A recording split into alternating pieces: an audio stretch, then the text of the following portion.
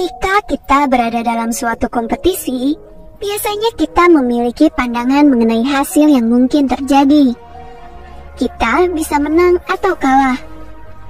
Kebanyakan orang yang berpartisipasi tentu tidak ingin kalah. Mereka bersaing dengan harapan untuk menang. Dan ketika mereka benar-benar menang, mereka cenderung merasa bahagia dan puas. Namun, ketika mereka kalah, kemungkinan besar mereka akan merasa sedih dan kecewa. Dengan cara yang sama seperti itu, kita menjalani kehidupan. Filsuf Stoik Epictetus sering mengingatkan murid-muridnya bahwa jangan pernah membiarkan kebahagiaan kita tergantung pada hal-hal yang tidak kita kendalikan, seperti orang lain, cuaca, dan lain-lain. Sayangnya, hasil dari kompetisi tergantung pada faktor-faktor di luar kendali kita. Sekali lagi, jika kita menang, kita senang. Jika kita kalah, kita sedih. Terkait kompetisi olahraga, latihan, disiplin, dan usaha yang kita lakukan, serta performa kita di kompetisi itu tergantung pada diri kita sendiri. Tetapi kita tidak bisa mengendalikan lawan-lawan kita serta unsur keberuntungan dan hal-hal tak terduga lainnya yang selalu ada dalam situasi tersebut. Oleh karena itu, tidak peduli seberapa baik kita mempersiapkan diri dan seberapa baik penampilan kita, selalu ada kemungkinan kalah. Masalahnya adalah orang pada umumnya tidak suka kalah. Kalah dari orang lain itu menyakitkan. Itu adalah kemunduran, penurunan harga diri. Jadi, apakah kita tidak bisa menempatkan diri kita dalam situasi di mana kita selalu menang? Atau bahkan lebih baik lagi, mungkinkah kita menang dalam segala situasi? Menurut Epictetus, bisa saja. Jika kita mengadopsi pola pikir dan sikap yang benar, kita akan selalu menang, bahkan ketika kita kalah. Video ini merefleksikan dan menguraikan filosofi Epictetus dan mengapa, jika kamu ingin kalah, kamu selalu menang dalam 4 chapter. Chapter 1, Musisi yang Gelisah. Dalam salah satu ceramahnya, Epictetus menceritakan tentang seorang musisi yang bisa bermain dengan penuh percaya diri di rumah. Tetapi saat bermain di depan publik, dia gemetar dan wajahnya pucat. Menurut Epictetus, ketakutannya bukan karena kurangnya skill, melainkan karena dia menginginkan sesuatu yang tidak ada dalam kendalinya, yaitu dia ingin tepuk tangan, pujian, dan pengakuan dari penonton. Karena dia menginginkan sesuatu yang tidak ada dalam kendalinya, ada kemungkinan dia tidak akan mendapatkan apa yang dia inginkan, yang akan berujung pada kekecewaan. Seperti yang dijelaskan oleh Epictetus dalam Enchiridion, dia yang gagal mendapatkan objek keinginannya akan kecewa, dan dia yang mendapatkan objek kebenciannya akan celaka. Filsuf Stoik ini tidak hanya mengkritik musisi tersebut karena menginginkan sesuatu yang di luar kendalinya, tetapi juga karena ketidaktahuannya tentang apa yang dia inginkan. Menurut pandangan Stoik, musisi tersebut menginginkan sesuatu yang tidak memiliki nilai karena bukan miliknya. Jadi, dia ingin memenangkan sesuatu yang tidak penting dan tidak dapat diandalkan. Keinginannya untuk mendapatkan pujian dari penonton membuatnya kalah 2 kali. Pertama, karena kecemasan antisipatif yang disebabkan oleh keinginannya menjelang pertunjukan, dan kedua, karena tidak mendapatkan apa yang dia inginkan. Apa yang orang pikirkan berada di luar kendali kita. Dalam kasus musisi ini, respons penonton bergantung pada berbagai faktor, seperti selera pribadi, prasangka, mood mereka, atau bagaimana lokasi pertunjukan diatur, selain dari pertunjukan itu sendiri. Performa itu sendiri adalah satu-satunya hal yang dapat dikendalikan oleh sang musisi. Tetapi, segera setelah ia mengalihkan keinginannya ke sesuatu yang tidak berada di luar kendalinya, kecemasannya bertambah karena ketidakpastian besar dari menginginkan sesuatu yang pada akhirnya tidak berada dalam kendalinya. Ketika kita menginginkan sesuatu di luar kekuasaan kita, kita tidak akan pernah yakin apakah kita akan mendapatkan hasil yang diinginkan terlepas dari tindakan kita. Selalu ada unsur ketidakpastian yang mengganggu banyak orang.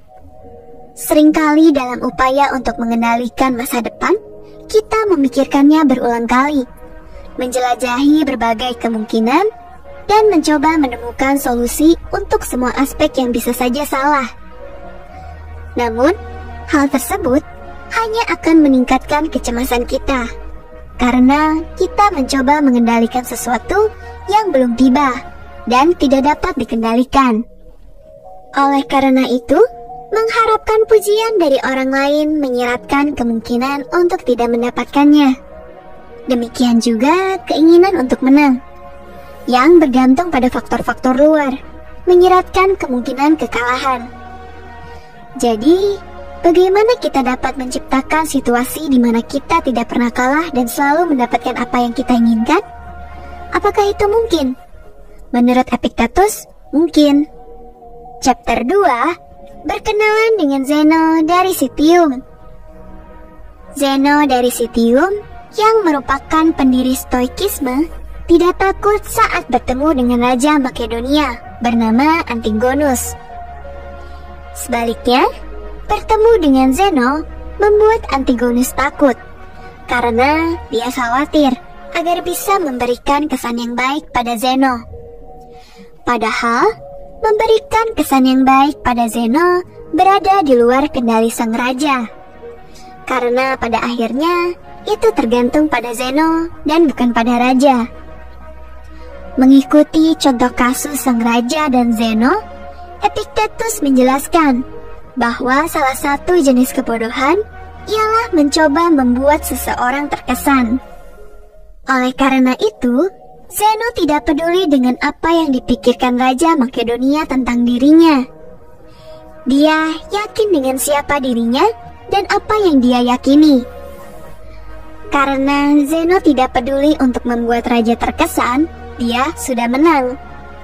Padahal mungkin raja akan menyukainya, mungkin juga tidak. Apapun itu sudah memuaskan baginya. Chapter 3, bagaimana cara untuk selalu menang? Epictetus menekankan resiko kekalahan ketika hasilnya tidak berada di luar kendali kita. Dia menyatakan, kamu tidak akan pernah kalah selama kamu tidak berkompetisi dalam situasi di mana kamu tidak bisa mengendalikan hasilnya.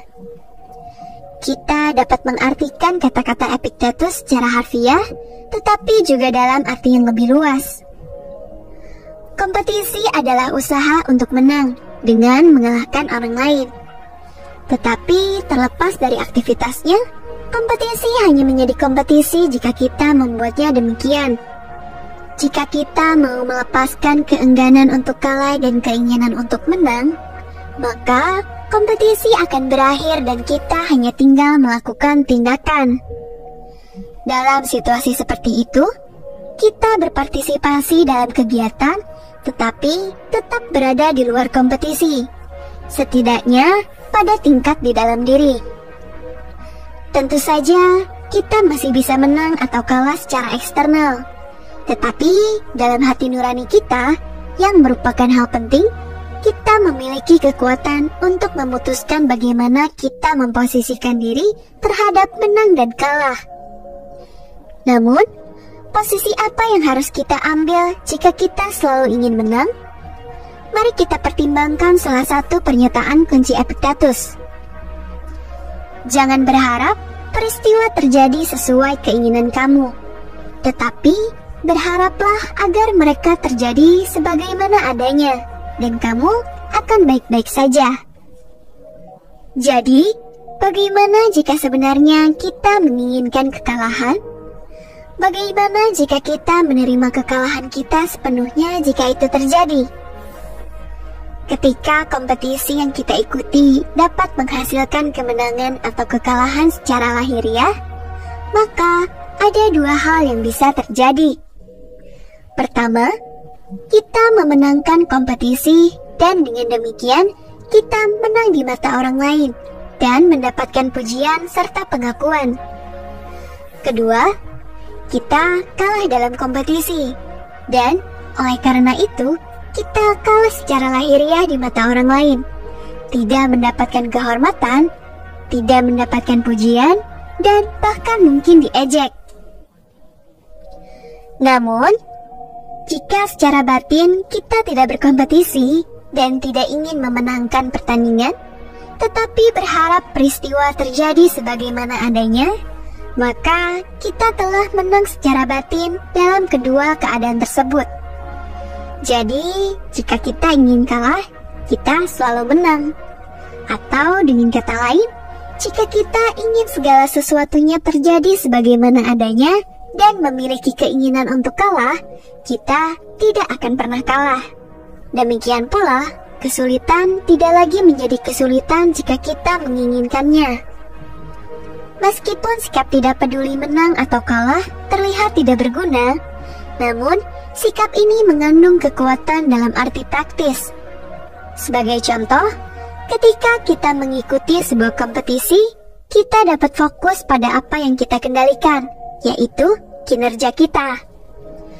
Terlepas dari hasilnya, jika kita menang, itu bagus. Jika kita kalah, kita memiliki kesempatan yang sangat baik untuk berlatih.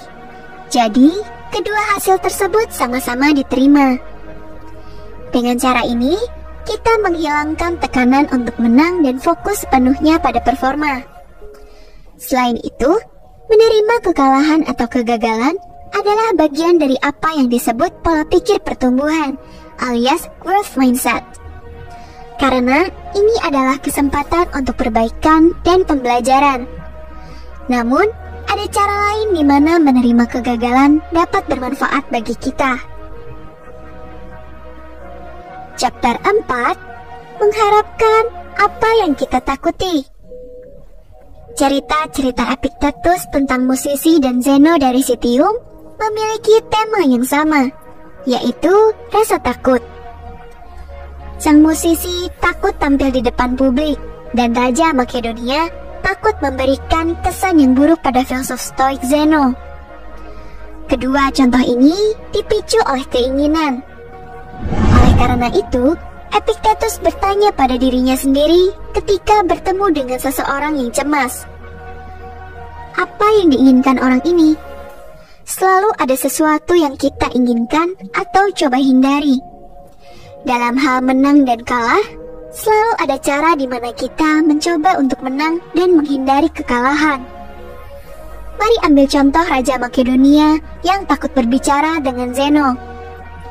Apa yang dia inginkan? Dia ingin membuat kesan yang baik. Jadi, menurut logika Epictetus, jika sang raja menghilangkan keinginan itu, maka kecemasannya akan mereda.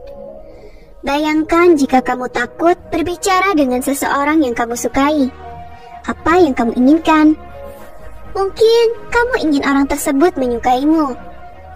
Kamu ingin diterima dan menjadi lebih dekat dengan orang itu. Tetapi keinginan ini adalah alasan munculnya kecemasan saat berbicara dengan orang tersebut.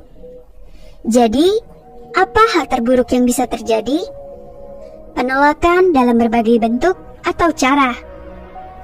Dan pikiran bahwa kita ditolak oleh orang tersebut membuat kita cemas. Tapi bagaimana jika kita bisa membalikan keadaan? Bagaimana jika kekalahan menjadi tujuan kita? Mungkinkah dengan secara aktif mencari kegagalan, kita mengubahnya menjadi sesuatu yang positif? Psikiater bernama Viktor Frankl membuat sebuah latihan untuk mengatasi hal ini. Frankl melihat bahwa jika kita takut pada sesuatu, misalnya terbata-bata saat berbicara di depan panggung, dan benar-benar menginginkan hal itu terjadi, maka rasa takut akan hilang. Melakukan hal ini menghilangkan keengganan terhadap apa yang kita takuti dan menggantikannya dengan cara menyambutnya. Alih-alih takut kalah, kita ingin kalah. Jika kita menginginkan apa yang sebelumnya kita takuti, apa alasan yang tersisa untuk cemas?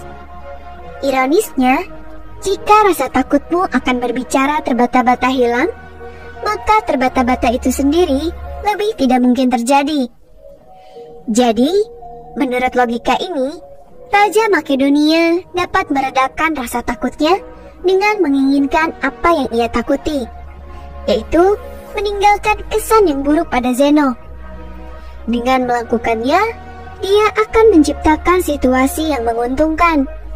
Entah dia akan meninggalkan kesan yang buruk, yang dimana hal itulah yang dia tuju, atau dia gagal dalam tujuannya dengan meninggalkan kesan yang baik. Yang ironisnya adalah apa yang dia inginkan pada awalnya. Dari pandangan Stoik, kekalahan itu sendiri bukan masalahnya. Yang menjadi masalah adalah bagaimana kita menyikapinya. Jika kita membenci kekalahan, kemungkinan kekalahan itu akan menyebabkan kita menderita. Tetapi, jika kita tidak peduli dengan kekalahan dan bahkan menyambutnya, hal itu tidak akan melukai kita. Saat kita mendapatkan apa yang kita inginkan, maka kekalahan pun akan menjadi sebuah kemenangan. Bagaimana sobat bijak? Tertarik untuk mengadopsi cara ini? Let's take action. Salam bijak.